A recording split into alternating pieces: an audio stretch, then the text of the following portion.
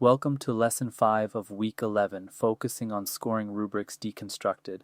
This lesson examines how federal grant applications are actually evaluated and scored, enabling you to write strategically to maximize your points on each criterion.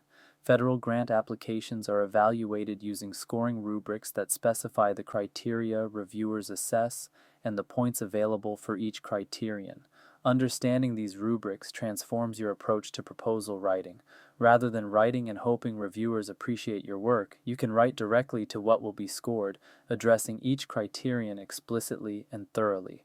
Most federal programs publish their scoring rubrics in the Notice of Funding Opportunity, or NOFO. This transparency is a gift to applicants. You know exactly what reviewers will evaluate and how they will allocate points.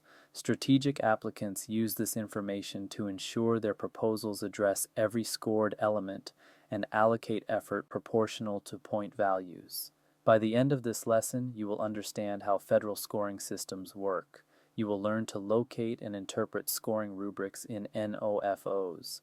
You will know how to map your proposal sections to scored criteria. You will develop strategies for maximizing points across all evaluation dimensions.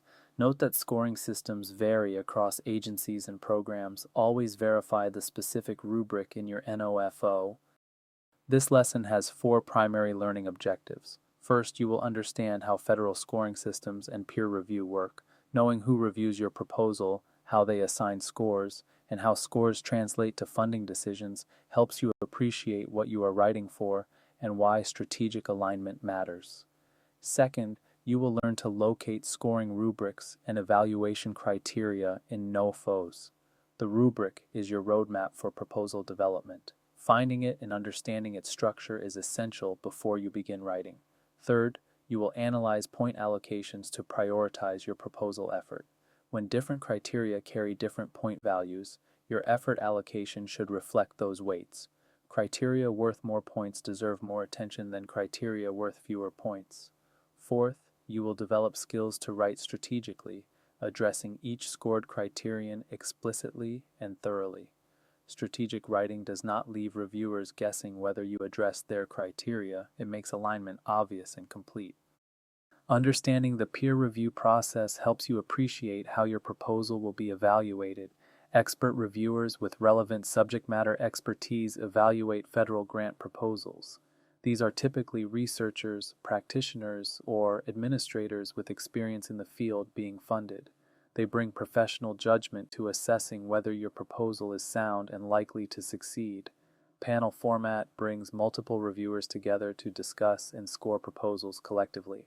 A typical study section or review panel includes several reviewers who have each read and evaluated assigned proposals. The group discussion allows diverse perspectives to inform final scores. Independence in initial assessment means each reviewer forms their own evaluation before group discussion. Reviewers read proposals, identify strengths and weaknesses, and assign preliminary scores independently. This independence ensures multiple perspectives rather than groupthink. Consensus building during discussion may adjust scores as reviewers hear perspectives from colleagues. A weakness one reviewer identified might be explained away by another reviewer's insight. A strength one reviewer missed might be highlighted by another. Discussion refines collective judgment. Federal agencies use various scoring systems that you need to understand for each program you target. 100-point systems are common, particularly at the Department of Education and other non-research agencies. The total possible points are distributed across evaluation criteria, and your proposal receives points for each criterion. Final scores are the sum of points earned across all criteria. The National Institutes of Health, or NIH, uses a 1 to 9 scale where reviewers assign an overall impact score reflecting the likelihood that the project will have significant positive impact. Individual criterion scores for significance, innovation, approach, and other factors inform the overall score but are not mathematically combined. Lower scores indicate higher quality on the NIH scale. Weighted criteria mean different sections carry different point values regardless of the scoring system used. A criterion worth 50 points matters more than one worth 10 points. Understanding the weighting helps you allocate proposal effort appropriately. Agency variation means each agency, and often each program within an agency may use different scoring approaches. Never assume the scoring system for one program matches another. Always locate and review the specific rubric for your target opportunity. Locating the scoring rubric in your NOFO is essential before beginning proposal development. The NOFO section containing scoring information is usually titled Evaluation Criteria, Review Criteria, Selection Criteria, or similar. This section explains how applications will be assessed. Read this section carefully and completely before writing anything. Point allocations show how total possible points are distributed across criteria. You might see significance worth 20 points, approach worth 40 points, and so forth. These allocations tell you what matters most to this program. Some NOFOs provide detailed point breakdowns while others are less specific. Sub-criteria may break major criteria into scored sub-elements. Approach might be divided into methodology worth 20 points and timeline worth 10 points. When sub-criteria exist, address each explicitly. Missing a sub-criterion loses those points entirely. Evaluation factors describe what reviewers will assess within each criterion. Language like reviewers will consider the extent to which the proposal demonstrates clear methodology, tells you what to include. These descriptions guide your content decisions. Analyzing point allocations guides strategic allocation of your proposal effort. Identify weights by noting the points available for each criterion in the rubric. Create a list showing each criterion and its point value. This simple analysis reveals the relative importance the program places on different aspects of your proposal. Calculate proportions to understand what percentage of total points each criterion represents. If approach is worth 50 of 100 points, it represents 50% of your score. If innovation is worth 10 points, it represents 10%. These proportions quantify relative importance. Prioritize effort by allocating writing time and page space proportional to point values. A criterion worth half your points should receive roughly half your effort and space. Spending equal effort on a 10-point criterion and a 50-point criterion misallocates your resources. Strategic focus means investing most heavily in the highest weighted criteria. A brilliant innovation section cannot compensate for a weak approach section when approach carries 5 times more points. Ensure your highest weighted criteria are exceptionally strong before polishing lower weighted sections. Mapping your proposal to the rubric ensures comprehensive coverage of all scored elements. Criterion by criterion review confirms that every scored element is addressed somewhere in your proposal. Go through the rubric systematically, checking that each criterion and sub-criterion has corresponding content in your proposal. Missing criteria means missing points. Explicit alignment makes it obvious where you address each criterion. Reviewers should not have to search for your response to their criteria. Use headings that mirror rubric language. State explicitly when you are addressing a particular criterion. Remove any ambiguity about where criteria are addressed. Section organization aligned with evaluation criteria can strengthen your proposal. If the rubric evaluates significance, innovation, and approach, consider organizing your proposal with sections titled Significance, Innovation, and Approach. This organization makes reviewer navigation effortless. Cross-reference matrix creation lists each criterion and notes where in your proposal it is addressed. This matrix serves as a quality check, ensuring nothing is missed. It can also help reviewers by showing them exactly where to find content relevant to each criterion. Writing directly to scoring criteria maximizes your point potential on each element. Mirror language from the rubric in your proposal. If the rubric says reviewers assess the extent to which methodology is rigorous, use the word rigorous in describing your methodology. Matching terminology signals to reviewers that you are addressing their criteria.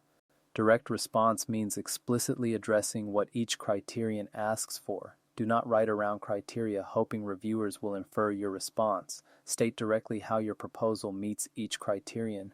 Explicit is better than implicit when reviewers are looking for specific elements.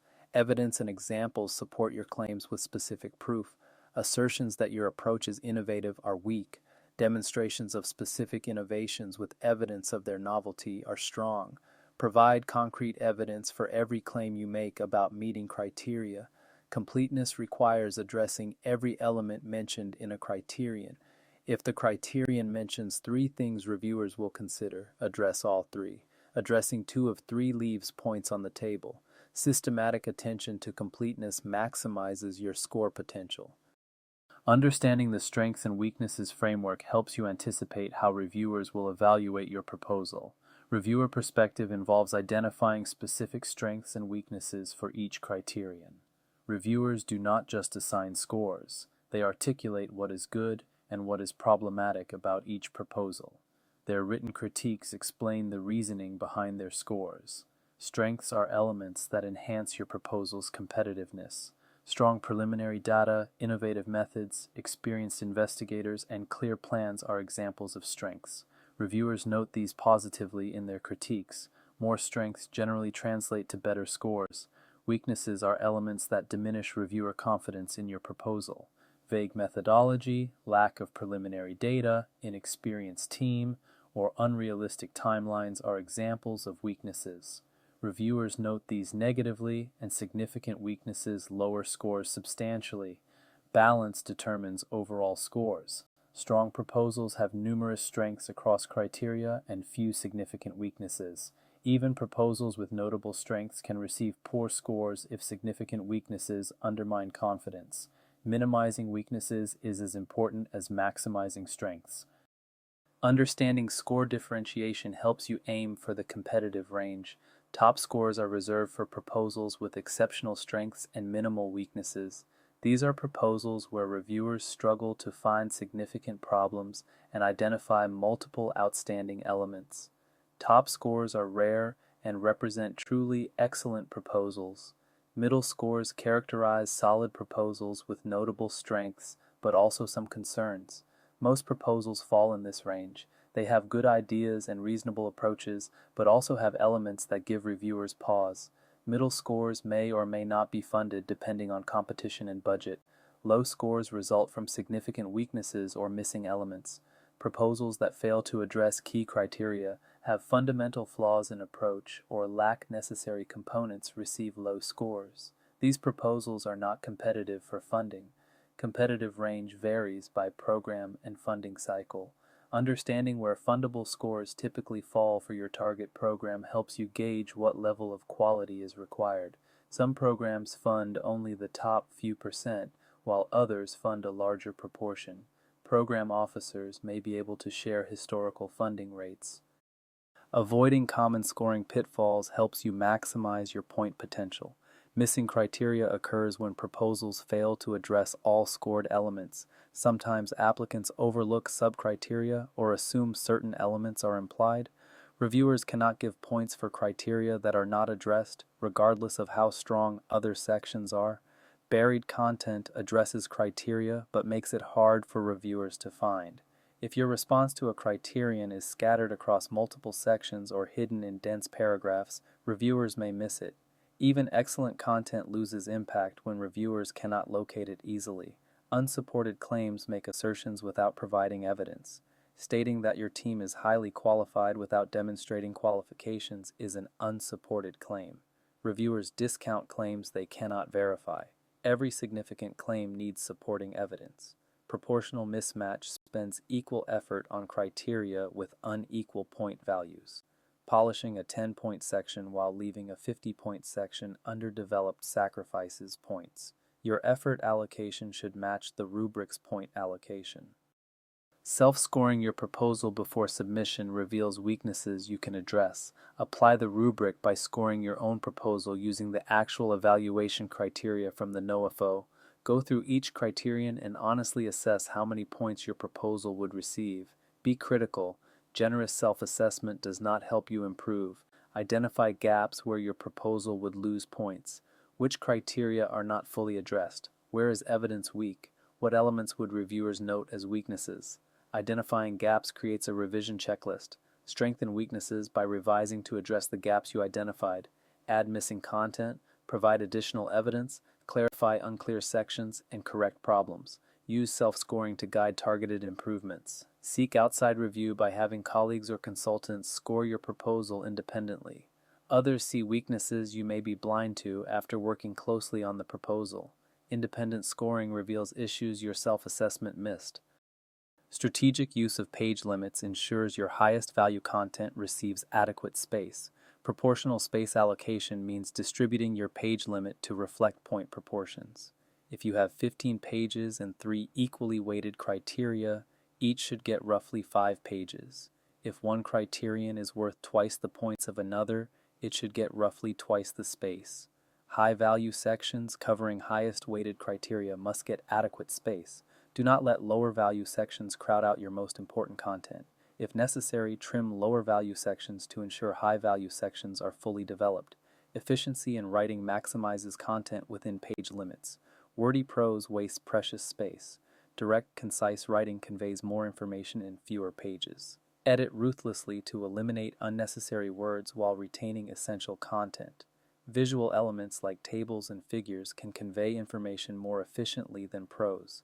A timeline table may communicate schedule information better than paragraphs of text. Consider where visual presentation might save space while improving clarity. When scoring rubrics are vague or incomplete, alternative strategies help you write effectively. General criteria sometimes replace detailed rubrics. Some NOFOs provide only broad evaluation factors without specific point allocations. This reduces your ability to precisely calibrate effort but still indicates what reviewers will consider. Infer priorities from emphasis in the NOFO narrative. Topics that receive extensive discussion are likely important to the program. Requirements described in detail probably matter more than those mentioned briefly. Use NOFO emphasis as a proxy for scoring weight. Contact the program officer to ask for clarification on the evaluation approach. They may be able to provide additional guidance about how applications are assessed, even if they cannot share undisclosed scoring details. Their insights can guide your strategy. Default to quality when uncertainty remains.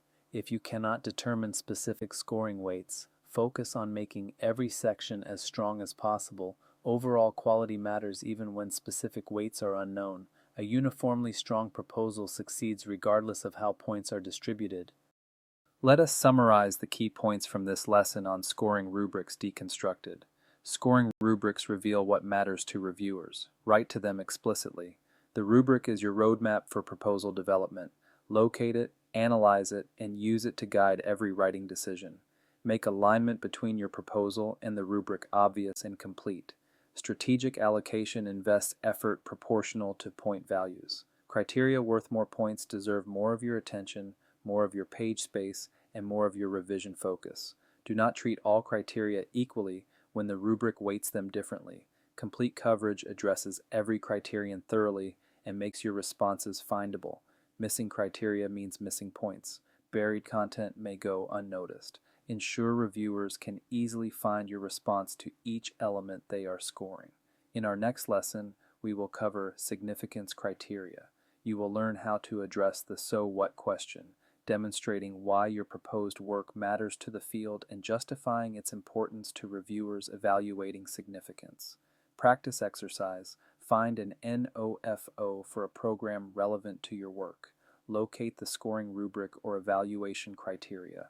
Create a table listing each criterion, its point value, and what percentage of total points it represents. Consider how you would allocate page space across a proposal responding to this rubric.